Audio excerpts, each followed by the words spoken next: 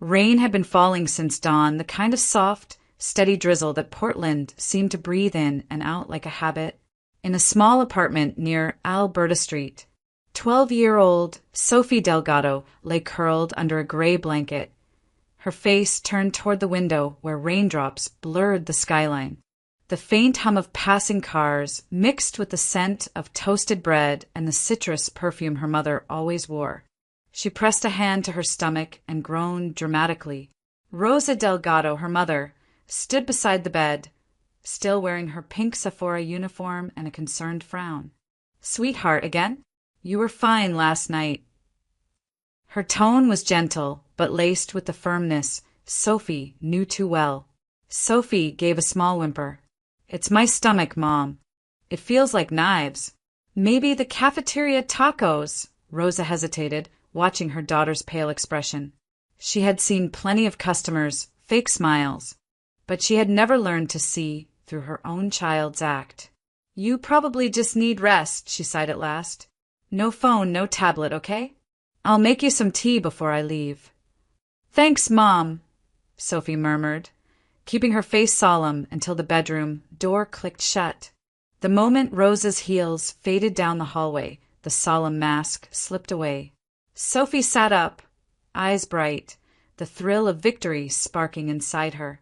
She jumped out of bed, almost laughing. Her sick day had worked. No math test, no cafeteria noise, no pretending to like group projects. Just her and the rain. She poured herself a bowl of cereal, added more sugar than her mother would ever allow, and perched on the couch with a blanket draped around her shoulders. The TV murmured softly, an old sitcom rerun about people whose lives seemed simpler than hers. She scrolled through her tablet, checking messages from friends complaining about the same test she had just escaped. A message from her best friend popped up. "You're lucky, sophomore MS. Graves is in a mood today." Sophie grinned and typed back, "Guess my stomach knew the weather forecast." Outside, the world moved at its usual pace, buses sighing at stops, people in raincoats hurrying to work, umbrellas blooming like dark flowers on the sidewalks. Inside, the apartment felt wrapped in warmth and quiet rebellion. She opened the window slightly. The cool, damp air touched her face. From the kitchen counter, her mother's note caught her eye.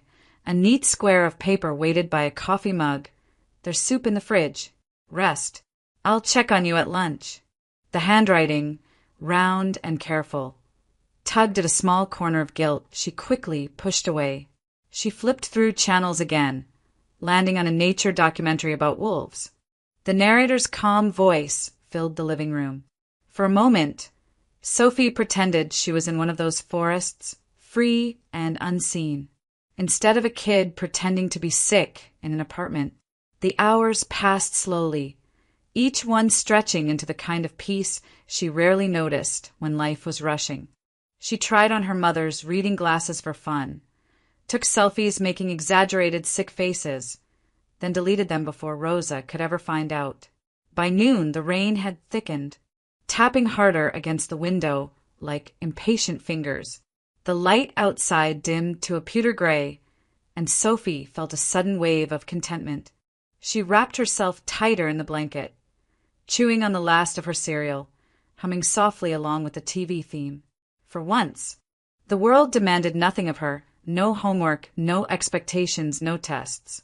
Just the rhythm of the rain and the comfort of home.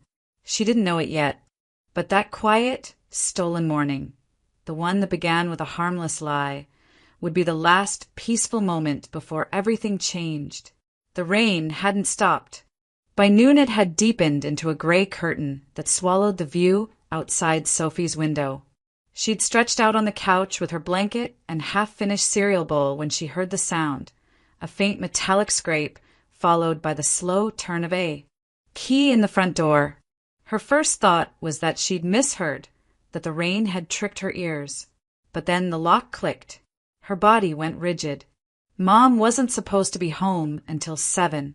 Sophie muted the TV and sat up, heart hammering so loudly she was sure whoever was on the other side could hear it. The door creaked open. She scrambled off the couch, pressing herself behind it, the blanket clutched in both hands like a shield. The hinges moaned. Boots stepped inside, wet from the rain. Sophie could see only the edge of a dark coat and the shimmer of an umbrella folding shut. Then came a woman's voice, low, impatient, whispering into a phone. Sophie's breath caught. The voice was familiar. Through the narrow space between the couch and the wall, she saw Patricia Alvarez, her mother's half-sister. She hadn't visited in weeks, not since she'd shown up late one night asking to borrow money and arguing with Rosa in the kitchen. Rosa never said what it was about, only that Patricia had troubles she couldn't stop feeding. Now Patricia was inside their home again, glancing around nervously as if every shadow might speak. Her black jacket glistened with rain. Her hair clung to her cheeks. Sophie watched her shut the door quietly and stand still listening. Then Patricia moved to the coat rack. Rosa's light blue trench coat hung there, still damp from the morning commute. Patricia's hand slipped into her own bag and came out holding a small velvet pouch, deep red, tied with a gold string. She turned it over in her palm for a second, as if weighing it, then carefully slid it into Rosa's coat pocket. Sophie's stomach dropped. She didn't know why, but something about the motion, secretive, deliberate, made her chest ache with cold. Patricia stepped back, pulled out her phone, and spoke in a hushed, urgent tone. "It's done," she said. "Tonight, bring the police. They'll find it." Sophie's fingers dug into the fabric of the couch. Bring the police? Her mind tried to make sense of it. Maybe Patricia was helping with something. Maybe she meant another house. But the certainty in her voice, the way she looked at the door before leaving, it wasn't right. Patricia pocketed the phone, exhaled shakily, and left as quickly as she had come, closing the door behind her with a careful click. For a long moment, there was only the sound of the rain again. Sophie didn't move. Her heart still pounded in her throat, each beat echoing against the silence of the apartment. She rose slowly, the floorboards cool under her bare feet, and approached the door. Through the peephole, she could see Patricia walking briskly down the hall, head lowered, disappearing into the gray stairwell light. Sophie turned back to the coat rack. The blue trench swayed gently where Patricia had touched it. She could still smell her mother's perfume, soft vanilla, mixed now with the sharp scent of rain and something else, something that made her uneasy. Her mind chased fragments of what she'd heard. Bring the police, they'll find it. Find what? She stepped closer, hand trembling as she reached into the pocket. Her fingers brushed the velvet pouch, smooth, heavy. For a second, she almost pulled it out, but fear made her freeze. Whatever it wasn't hers to touch. A shiver ran through her. The apartment, so warm and safe just an hour ago, now felt foreign, like someone had changed the air itself. Sophie backed away, her breath shallow, the sound of the rain suddenly too loud, too close. She sat down on the floor beside the couch, hugging her knees, staring at the coat that had become something dangerous. She wanted to call her mom, to tell her everything, but the words tangled before they could form.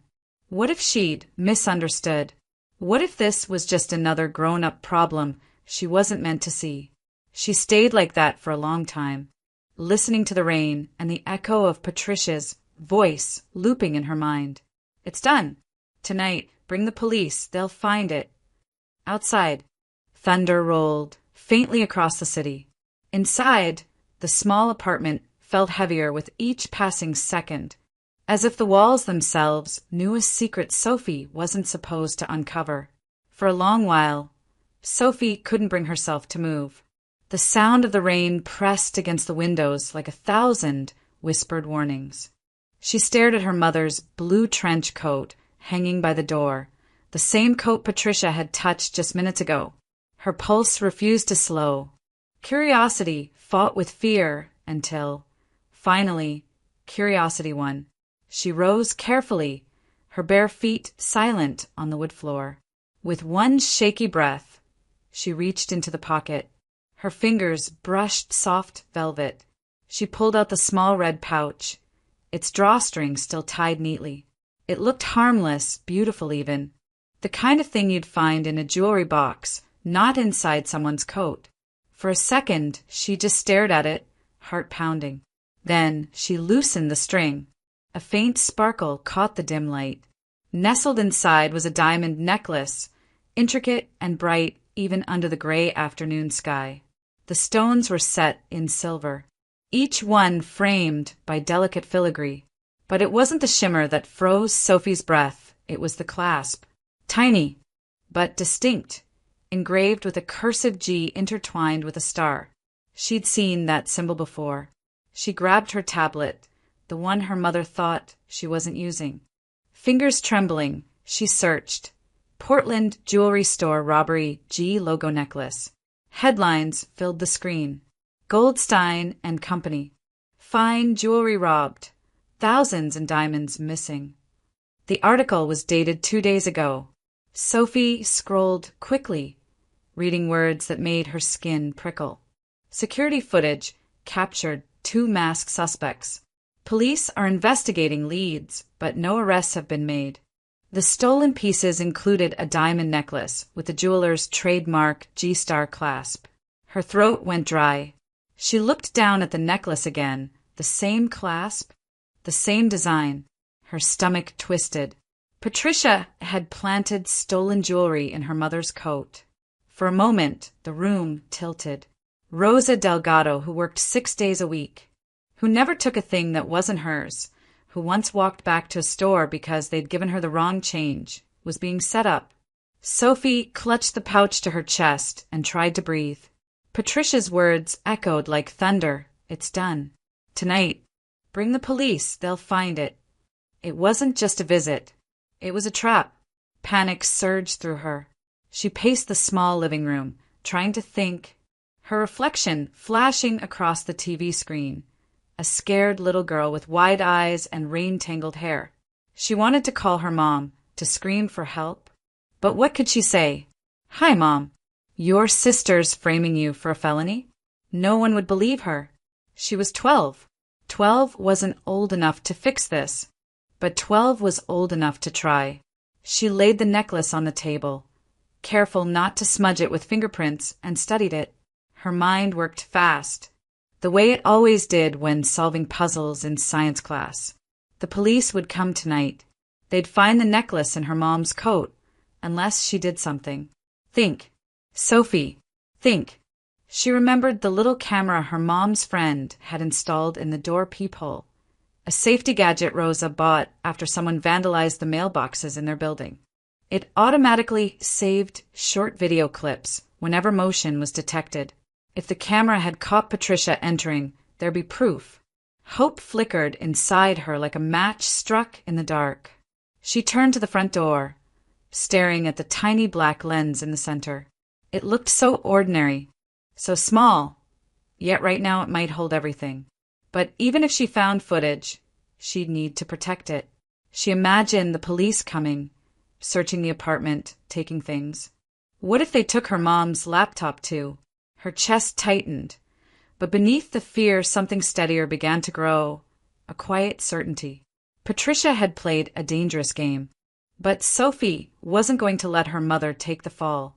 She retied the pouch and slipped it back into the coat pocket exactly as she'd found it.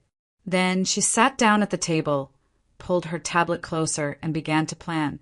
For the first time that day, she wasn't pretending. She wasn't playing sick or hiding from trouble.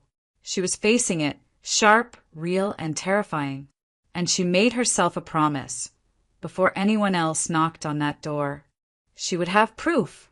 Sophie sat cross-legged at the kitchen table, the red velvet pouch lying open beside her tablet. The necklace caught every scrap of gray daylight that filtered through the window, scattering it across the linoleum in trembling shapes. Her hand shook as she held up her mother's old phone and snapped picture after picture. Close-ups of the clasp, the pattern of the stones, the faint engraving that proved it came from Goldstein and Company.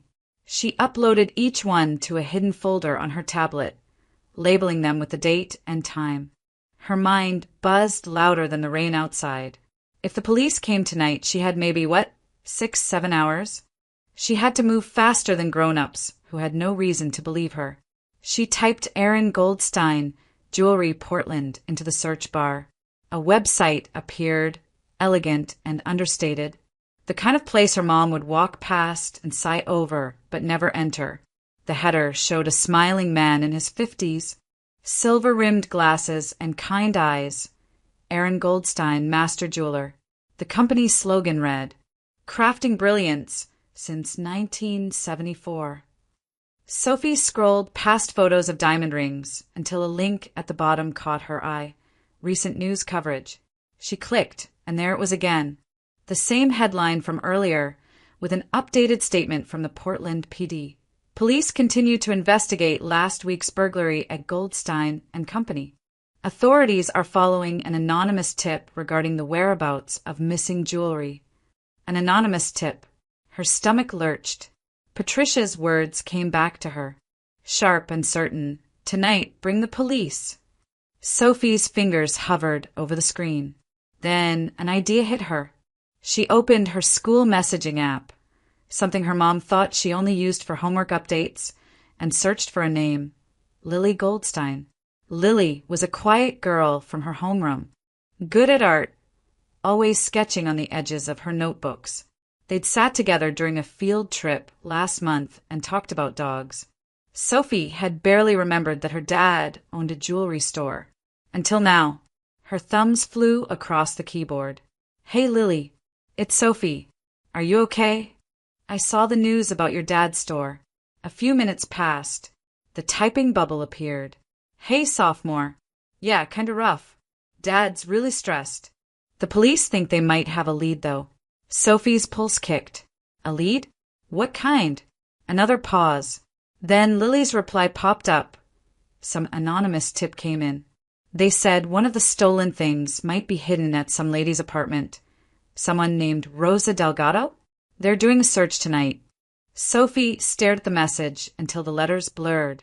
Her mother's name looked wrong there, black and digital and deadly. For a second, she couldn't breathe. She typed, deleted. Typed again. "That's my mom." A long silence. Then Lily wrote, "What? Oh my God. Soph, I'm so sorry. I didn't know. Maybe it's just a mix-up?" Sophie didn't answer. She couldn't. She turned off the screen and pressed her forehead to her knees, trying to make the world stop spinning. It didn't. The clock on the wall ticked louder. Every second slicing into the time she had left. When she finally lifted her head, her eyes were dry. She opened her mother's laptop and went straight to the call history. Patricia's number appeared twice in the last week, both short calls, both during Rose's lunch break. Her mother hadn't mentioned them. Why would she? Patricia was family. Family didn't need explanations. Except now, family meant danger. Sophie's gaze flicked toward the door, to the tiny peephole camera glinting faintly above the chain lock. Rose's friend from work, Mr. Ramirez, had installed it last month after someone had stolen packages from the hallway. It recorded 10-second clips whenever it sensed motion. Rosa had joked it made them feel like detectives. Detectives. A jolt of hope surged through Sophie, so suddenly it made her dizzy. If the camera worked, then somewhere inside her mom's laptop, or maybe the little memory card inside that device, was proof. Real proof that Patricia had been here. She jumped up and started searching drawers for the manual. Her movements quick and clumsy. She found a small plastic case labeled Peephole Cam, HD, and flipped it open. Inside was a micro SD card slot. The card was still there. She pulled it out, heart pounding. The label read Rec. NOV 2025. If she could view the footage and save it before anyone else came, she might have a chance. Outside, sirens wailed faintly somewhere downtown. Sophie froze, imagining police cars. Flashlights, the knock on the door that could destroy everything. She looked at the clock again. 1:42 p.m. By evening they'd be here. Her fingers tightened around the tiny card like it was the only thing keeping her world from collapsing. Then she whispered almost to herself, "Okay, Patricia, let's see what you did." And with that, she sat down at the computer, every nerve in her body electric, every minute ticking louder.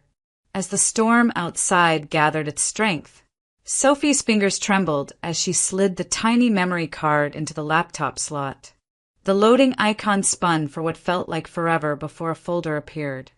Recordings, November 2025. Her heart pounded in her ears as she double-clicked. A list of short clips appeared, each labeled with timestamps. She scrolled until one caught her eye. 12:27 p.m. Her throat went dry. That was exactly when Patricia had come in. She clicked the file. The video opened with a distorted view from the peephole. Wide-angled, slightly warped, but clear enough to make her stomach twist.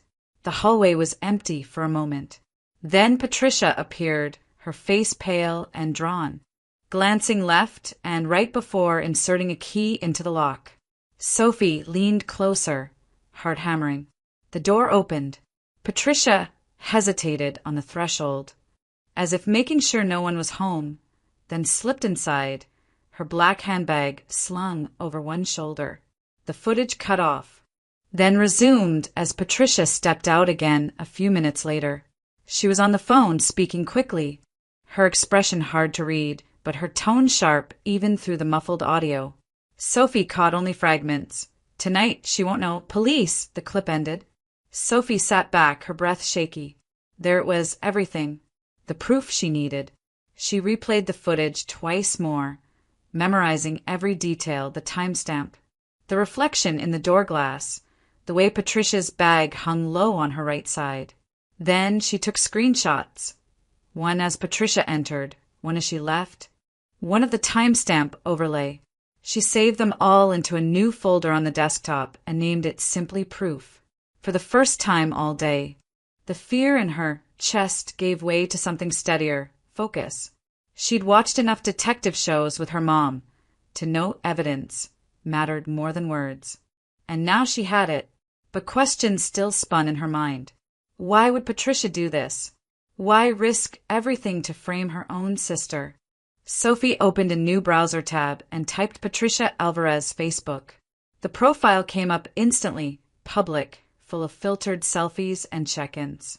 She scrolled through the posts, eyes scanning fast. A week ago, Patricia had posted a photo from a diner booth, her smiling across from a man Sophie didn't recognize. Tattoos covered his forearms, intricate black designs that climbed up toward his elbows. The caption read, "Dinner with my favorite troublemaker." Sophie frowned. She zoomed in on the man's tattoos. One of them, a snake coiled around a dagger, looked oddly familiar. She opened the robbery article again and reread a section she'd skipped earlier. Witnesses reported seeing a man with visible arm tattoos, including a snake design, fleeing the scene. Her pulse quickened. She clicked on his profile. Danny Cortez. His About page said, self-employed, Portland area. No job listed.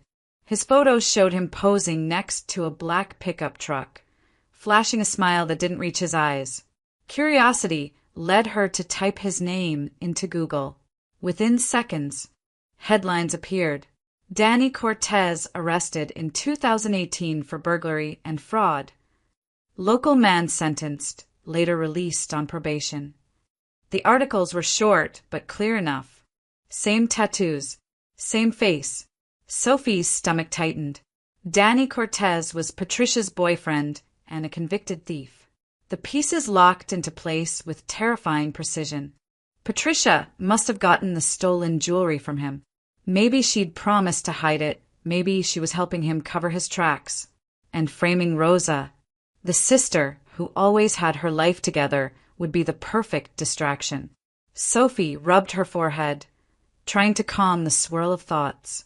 This wasn't a TV mystery, this was real. If she didn't do something, her mother could be arrested tonight. She opened the proof folder again and added everything she'd found. The screenshots from the video, the links to Danny's criminal record, even photos from Patricia's page showing her with him. Then she inserted a flash drive and copied it all over, watching the progress bar inch forward. When it finished, she ejected the drive and hid it under the rug near the hallway cabinet, the same spot where her mom once kept spare cash. The rain outside had turned heavier, drumming against the window like a countdown clock. She checked the time, almost 4. Rosa would be home in a few hours, and the police would follow not long after. Sophie stared at the blue coat, still hanging by the door, its pockets hiding the velvet pouch like a secret ready to explode. She pressed her palms against the table, steadying herself. She had proof now, but proof meant nothing if no one saw it in time. Her next move would decide everything. Sophie stood in the middle of the small living room, the kind of stillness that comes when fear gives way to clarity. The necklace gleamed faintly from the table, fragile and dangerous, like a spark waiting to ignite. She stared at it for a long moment before whispering to herself, "You're not winning, Patricia." Then she began to move. Her mother's old handbag, Patricia's handbag now, was still in the hall closet, shoved behind a box of holiday decorations. Patricia had forgotten it weeks ago after borrowing Rosa's car and never coming back for the bag. Sophie had seen it there a dozen times, ignored it, thought of it as just another piece of clutter, but now it felt like an opportunity. She pulled it out carefully. It was a black leather tote with worn handles and a faded logo on the side. The lining still smelled faintly of Patricia's perfume, cheap lilac and cigarette smoke. Sophie hesitated for half a heartbeat before slipping the red velvet pouch inside, tucking it deep into the inner pocket. If the police searched the apartment tonight, they wouldn't find the necklace in her mother's coat. They'd find it in something that actually belonged to Patricia. It wasn't a lie, she told herself. It was justice, rearranged into its rightful place. She zipped the handbag shut and set it back where it had been, exactly as before. Then she turned to the laptop. The folder, labeled Proof, glowed on the desktop like a heartbeat. She inserted a small silver flash drive and copied everything. The video footage, the screenshots, the links to Danny Cortez's record, the photos of Patricia. Progress bar, creeping forward, minute by minute. 21%, 47%, 89%. Done. Sophie ejected the drive and slipped it into her pocket, her fingers gripping the cool metal tightly. For the first time all day, she wasn't just scared. She was certain. She needed to make sure her mother didn't accidentally walk into Patricia's trap. Grabbing the cordless phone from the kitchen counter, she dialed Rosa's number at Sephora. Her hand shook as she pressed the buttons. It rang twice before her mother's familiar voice answered, muffled under the hum of background chatter. "Hi, sweetheart. How's my patient?" Sophie forced her voice to sound weak, just the way she had that morning. "Hey, Mom. I'm okay. Just resting." "That's good." Rosa's tone softened with relief. "I'll bring soup when I get home. Maybe that'll fix that stomach of yours." Sophie smiled faintly, her chest tightening with guilt. "Thanks, Mom." She hesitated, then asked, "Are you busy tonight?" "Pretty slow, actually," Rosa replied. "But I was thinking Patricia called earlier this week. Said she might need help moving some things. Maybe I'll stop by her place this weekend, check on her." She sounded tired. Sophie's blood turned cold. You're going to her house?" "Not tonight, honey. This weekend." "Why?" "Nothing," Sophie said quickly, forcing her tone calm. "Just she hasn't been nice lately." Rosa laughed softly, the kind of sound that always made Sophie feel safe. "I know, but she's still family." Sophie swallowed hard. "Yeah, still family." They said goodbye, and Sophie hung up slowly, her reflection faint in the window glass. Outside, the rain had grown heavier, running down in sheets. The streetlights flickered, casting shifting shadows through the curtains. She crouched by the hallway rug, lifted one corner, and hid the flash drive beneath it, pressing it flat into the dust. It wasn't much, but it was safe. If the police took the laptop, they wouldn't have everything. Her heart raced as thunder rolled somewhere beyond the skyline. She stood, staring at the apartment, the same one she'd always known, now filled with secrets. Rosa's coat hung where it always did. The scent of her mother's perfume lingered in the air, mingling with the dampness from outside.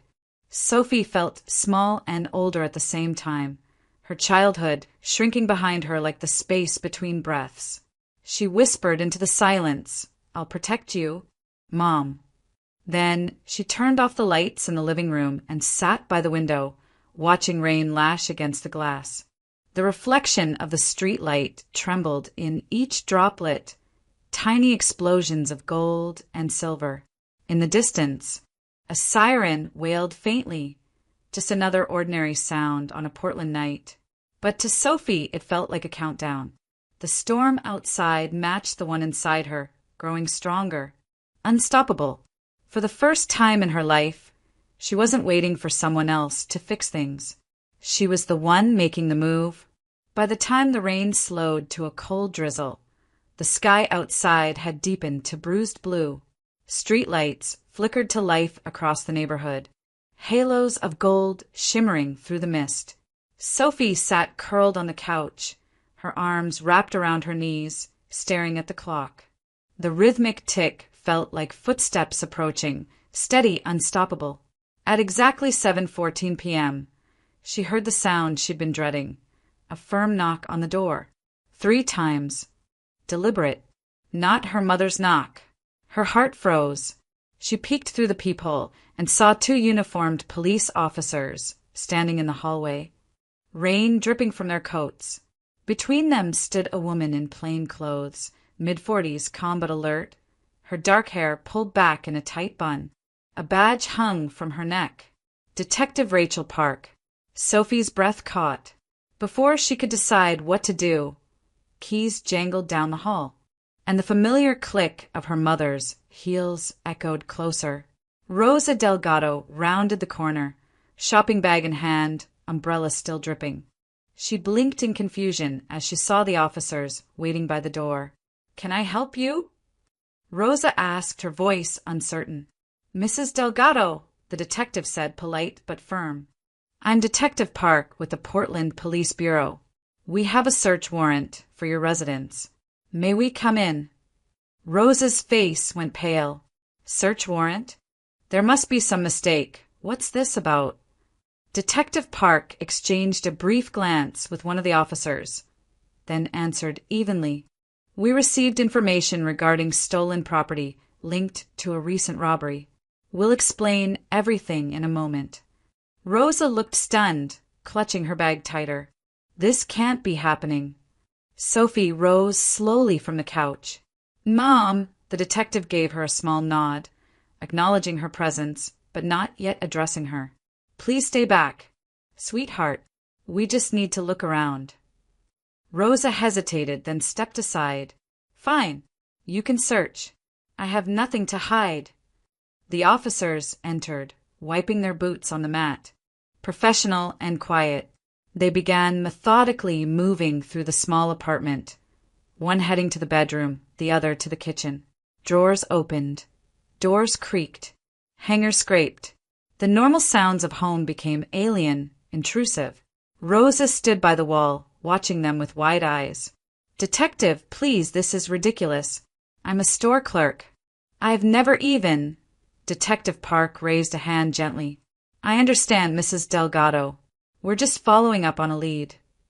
Sophie tried to breathe evenly, but every sound made her flinch. She could hear her own heartbeat, fast and heavy, pulsing in her ears. The officer in the bedroom called out, "Closet clear." The other opened kitchen cabinets, rifled through drawers, checked under the sink. Then both moved toward the living room, where Rosa's coat hung by the door. Rosa pressed a hand to her chest. "You can't be serious. Are you really going through my things?" Detective Park's tone was calm, almost kind. "It's procedure, ma'am. I promise we'll be careful." Sophie's throat went dry. She stood frozen. watching as one officer reached for the blue trench coat, the one that had nearly destroyed them both. He slipped his hand into the pockets, felt around, and pulled it inside out. Nothing. He looked at his partner and shook his head. Empty. Rosa exhaled sharply, part relief, part disbelief. See? I told you. I didn't take anything. But the search wasn't over. The second officer turned toward the hall closet. We should check any bags or purses, too. Sophie's pulse spiked. The old handbag, Patricia's handbag, was still there. The officer reached up, pulled it down from the shelf, and unzipped it. The sound of the zipper cutting through the silence was almost unbearable. Inside, among a few faded receipts and old gum wrappers, lay the red velvet pouch. The officer froze, then lifted it out carefully. Detective, you'll want to see this. The room seemed to stop breathing. Rosa's eyes widened as she stepped forward. What is that? Detective Park opened the pouch slowly, her expression unreadable. When the diamonds caught the light, Rosa gasped. That's not mine. I swear, I've never seen that before. The officers exchanged looks, tension thick in the air. Sophie felt the floor tilt beneath her. The plan had worked, but seeing her mother's face, pale and terrified, twisted her insides with guilt. Detective Park studied the necklace, then looked up. Her gaze landed on Sophie. It wasn't a glare nor an accusation, it was something else. Curious, measuring. Sophie tried to hold her composure, but her lips trembled. There was something in her eyes she couldn't hide. Fear, yes, but also something sharper, knowledge. Detective Park seemed to notice. Her brow furrowed just slightly. She turned to Rosa. Mrs. Delgado, I'll need you to sit down for a moment. Rosa's voice broke. You don't believe I did this, do you? I haven't drawn any conclusions, the detective said softly, but we're going to sort this out. I promise. Then she looked at Sophie again, longer this time, as if trying to read the story written behind those wide brown eyes. Sophie looked down quickly, her fingers digging into the hem of her sweater. She couldn't tell if she was winning or losing anymore. The truth sat heavy between them, glowing from inside that velvet pouch, waiting for someone to find it. Outside, thunder rolled low across the city. The lights flickered once, then steadied. Detective Park closed the pouch and slipped it into an evidence bag. Let's take this down to the station, she said quietly, and as the officers began to gather their things. Sophie knew the moment she'd been fighting toward all day had finally arrived. The storm had broken, and whatever came next would change everything. Detective Rachel Park guided Sophie gently toward the small dining table, pulling out a chair for her. The storm outside had quieted, leaving behind only the soft hiss of drizzle against the windows. Rosa sat on the couch, silent, her hands clasped tightly in her lap as one of the officers spoke to her in low tones. The apartment that had once felt so warm now felt stripped bare, every sound magnified, every breath deliberate. Rachel took a seat across from Sophie. Her voice was calm, steady, but there was a sharp intelligence in her gaze. Sophie, I need you to tell me something. And I need you to be completely honest, okay? No one's angry with you. We just want the truth. Sophie nodded, her throat dry. When we found the jewelry, you looked worried, almost like you knew it was there. Did you? The words hung between them, heavy and quiet. Sophie looked down at her hands, twisting her fingers together. She could lie, say she didn't know anything, let things unfold, stay safe. But the image of her mother's face when they found the pouch wouldn't leave her mind. Fear, confusion, heartbreak. Rosa didn't deserve this. Her voice trembled. It wasn't my mom. Detective Park tilted her head slightly. Go on. Sophie took a deep breath. Then let the story pour out. The knock at noon. Patricia entering with the black handbag, the way she whispered into her phone. Bring the police tonight. Sophie's eyes welled with tears as she described everything, her words tumbling over each other. She told her about the peephole camera, the video, the flash drive hidden under the rug, even about Danny Cortez and the tattoos she'd matched from the news. Rachel listened without interrupting, her expression unreadable. The officers had paused their movements, exchanging glances, their skepticism shifting slowly into focus. When Sophie finally stopped talking, the silence was thick enough to feel. Then Rachel asked softly, "You said there's a video?" Sophie nodded, wiping her nose with the back of her hand. "On my mom's laptop. It shows her, Patricia, coming in today. 12:27 p.m. Can you show me?" Sophie rose, her legs shaking, and walked to the small desk by the window. She opened the laptop, the familiar click of the keyboard sounding impossibly loud. Rachel came to stand beside her as Sophie opened the proof folder and double-clicked the video file. The screen came to life. The fisheye view of the hallway, Patricia Alvarez glancing around before unlocking the door and stepping inside. The timestamp glowed, clearly in the corner. Rachel leaned closer, eyes narrowing. The clip continued, Patricia exiting minutes later, speaking on the phone, her tone hard, her movements quick. When the footage ended, no one spoke for several seconds. One of the officers broke the silence. "That's pretty clear." Rachel exhaled slowly. She used a key. "Mrs. Delgado, your sister had access to your apartment." Rosa looked up, stunned. "Yes, I gave her a spare key a few months ago, for emergencies. But oh my God!" She buried her face in her hands. "I thought she cared about us." Rachel nodded once, decisive now. She turned to her partner. "Get the tech unit on the line.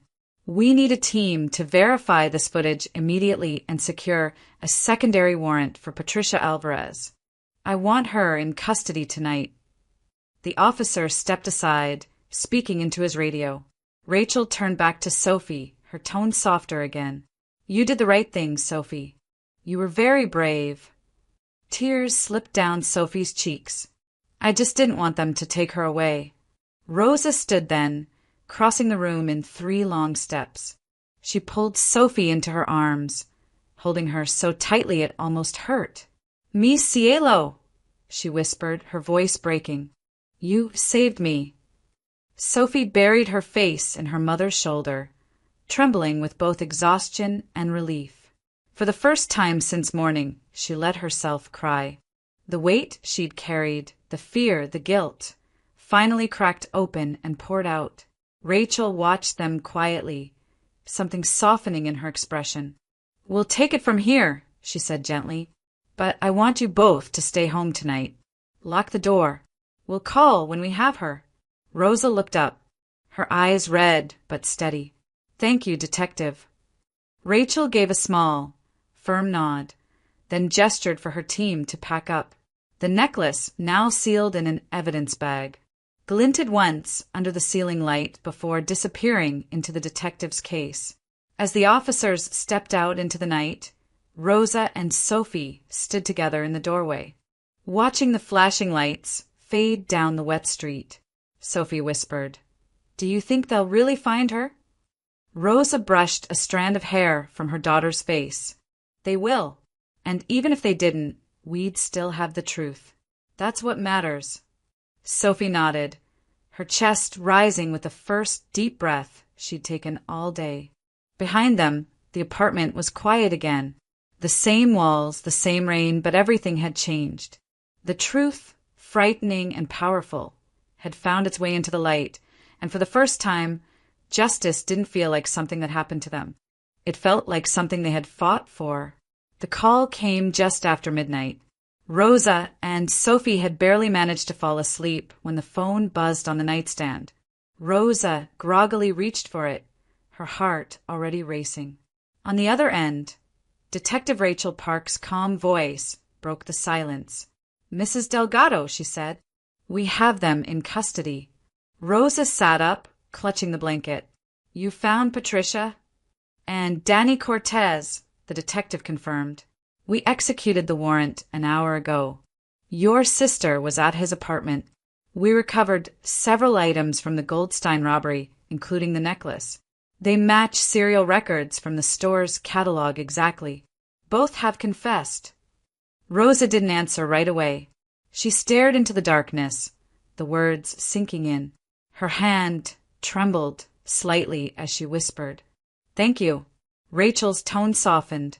"You and your daughter did more than anyone expected. You should both be proud. I'll be by tomorrow to finalize the statement." When the call ended, Rosa sat still, eyes unfocused. Sophie, half awake beside her, murmured, "Mom? What happened?" Rosa turned toward her, brushing a strand of hair from her daughter's forehead. "They found her, Carino. It's over." Sophie blinked. "Aunt Patricia?" "Yes," Rosa said quietly. "And her boyfriend." She took a long breath. "They confessed." Sophie didn't speak. She simply wrapped her arms around her mother, and for a while neither of them moved. The apartment felt different now. Still small, still cluttered, but no longer suffocating. The fear that had hung in every corner was gone. What remained was something heavier, quieter, the ache of betrayal.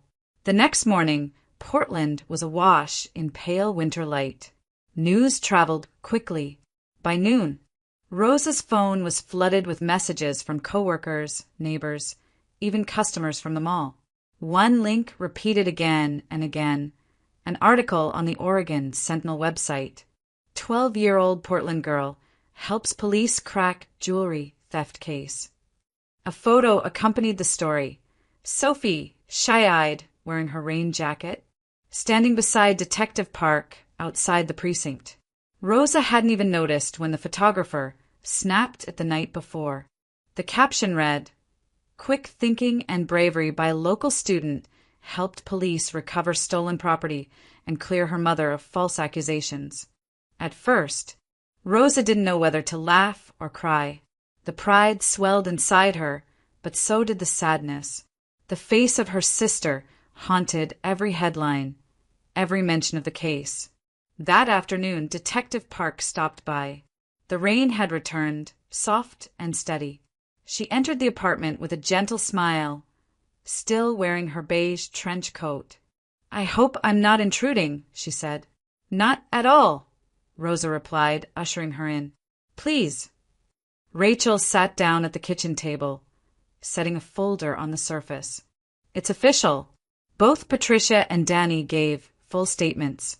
Danny admitted to stealing the jewelry from Goldstein's store and giving it to your sister to hide. Patricia confessed she planted it here, hoping you'd take the fall. Rosa's voice cracked. "Why would she do that? We grew up together. I gave her everything I could." Rachel hesitated, choosing her words carefully. "Sometimes jealousy runs deeper than we realize.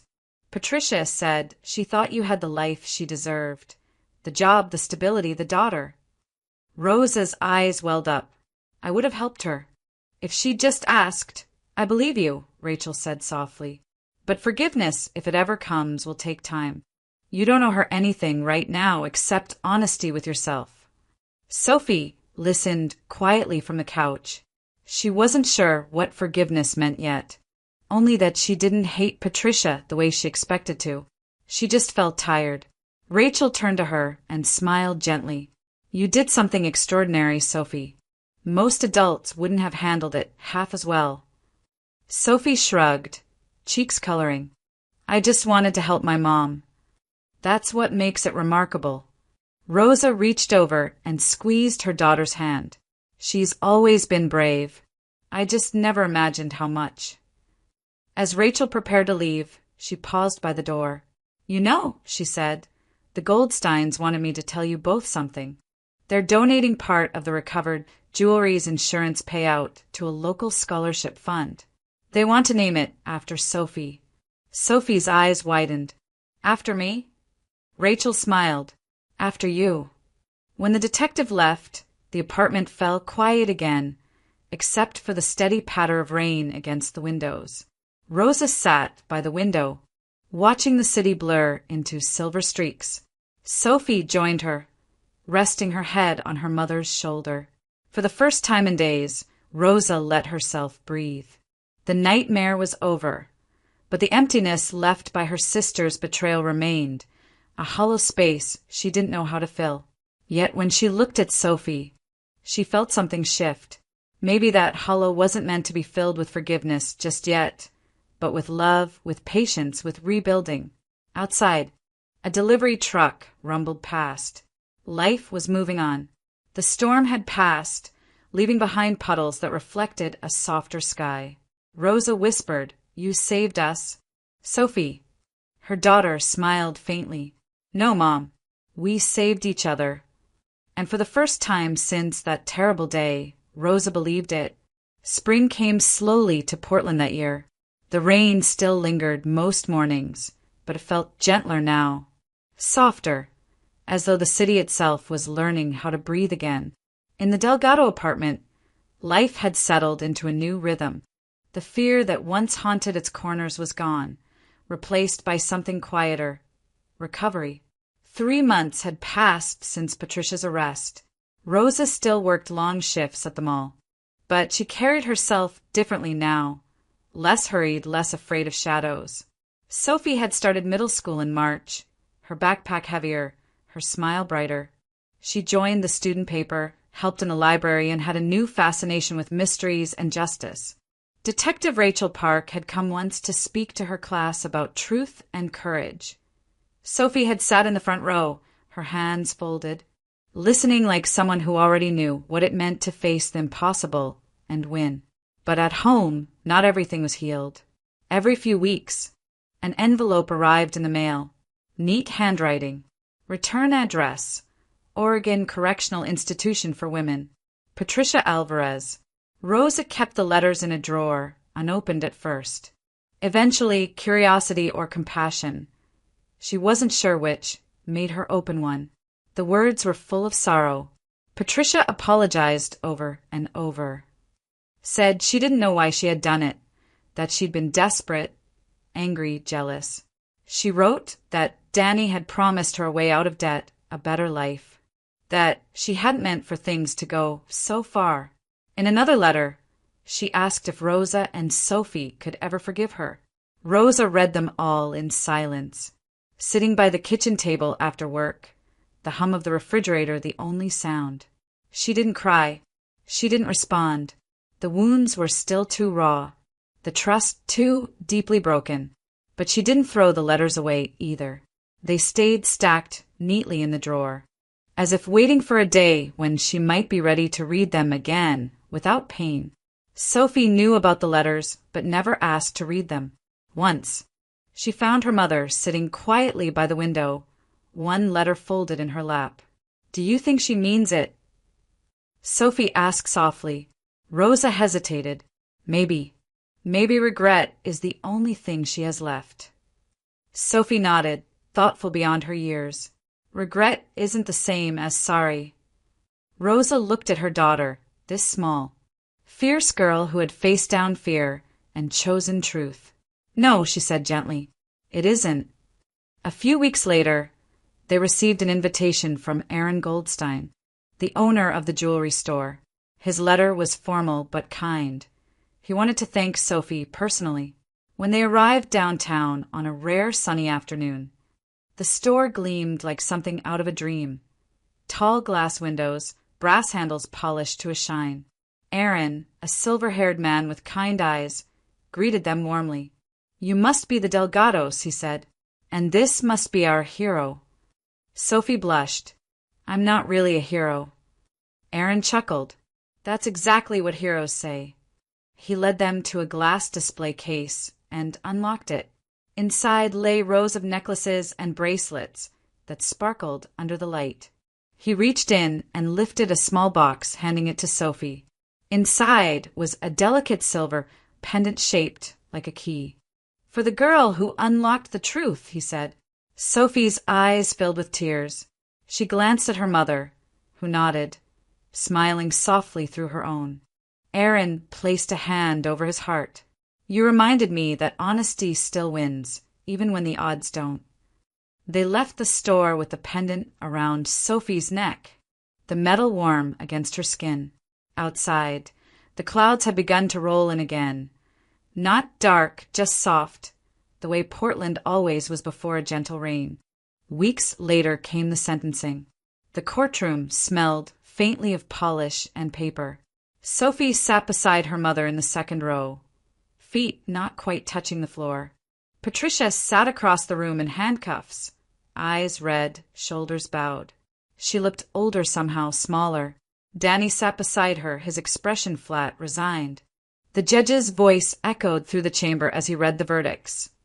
14 years for Danny Cortez, 6 years for Patricia Alvarez. Rosa listened silently, hands clasped tight around Sophie's.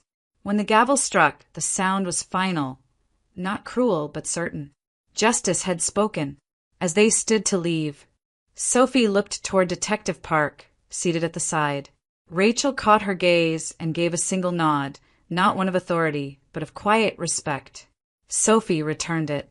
And for a brief second, the chaos of everything they'd survived seemed to fall away. Outside the courthouse, the rain had started again, gentle and steady. Rosa and Sophie walked home under a single umbrella, the kind they'd once shared on her walk to school. They didn't talk much. There wasn't much left to say. That night, Sophie sat by her bedroom window, the pendant resting against her collarbone. Below, the city lights shimmered in the rain. She pressed her fingertips to the cold glass and whispered softly, not to anyone in particular. Some people lie to survive. Others tell the truth to save. The words hung in the air like a promise, fragile, luminous. From the other room, she heard her mother humming, a tune from when Sophie was small. The sound carried through the apartment, warm and steady, weaving through the patter of the rain. Sophie smiled faintly and leaned her head against the window pane.